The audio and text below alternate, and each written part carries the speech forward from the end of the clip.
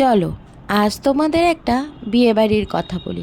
এটা যে সে বিয়েবাড়ি নয়, আমরা গেছিলাম শিবরাত্রির দিন শিব পার্বতীর বিয়েতে। সে এক মনোমুগ্ধকর উপলব্ধি। এত বিরাট মাপের যে শিবরাত্রি উদযাপন করা হয় তা নিজের চোখে না দেখলে বিশ্বাসই করতাম না।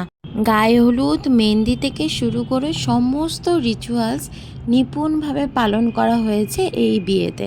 আচ্ছা, এটা কোনো বিশেষ মন্দিরের পক্ষ থেকে আয়োজন করা হয়নি। আসলে আমরা গেছিলাম আমাদের মাসির বাড়ি। সেখানে কাস্টম কোয়ার্টার এবং আয়কর ভবনের যুগ্ম প্রচেষ্টায় আয়োজনটা করা হয়েছে। শুধু বিয়ে নয় কিন্তু বৌভাতও হয়েছিল এরম বিশাল মাপের পরের দিন। আজ শিবরাত্রি, আজ ছিল শিব পার্বতীর বিয়ের দিন। আমরা বাড়ির সবাই মিলে সেজে গুজে চলে গেছিলাম মণ্ডপের উদ্দেশ্যে। ওখানে পৌঁছে দেখি সবে বরযাত্রী ঢুকছে হই হুল্লোড় করে, আর সঙ্গে আসছেন দেবাদিদেব শিব মাতা পার্বতীকে বিয়ে করতে। এটা তো আর যে সে বিয়ে নয়, তাই পুষ্প বরণ করে বরযাত্রীকে আপ্যায়ন করা হচ্ছে।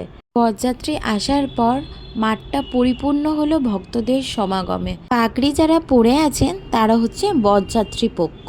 বিয়েবাড়িতে এসেছে অথচ খাবার স্টল দেখাবো না? এই যে গোলাপি রঙের লম্বা স্টল দেখা যাচ্ছে, সেটাই হচ্ছে খাবার স্টল। দেখো সবাই, আমাদের ছোট্ট শিব চলে এসেছেন তার পার্বতীকে বিয়ে করার জন্য। সামনে কারা বলো তো? তার অত্যন্ত প্রিয় নন্দী ফিরিঙ্গি। আবার বর কিন্তু এসেছেন আমাদের ব্যান্ড বাজনা সমেত ঘোড়ার গাড়ি করে। এবার শুরু হবে বরণ পর্ব।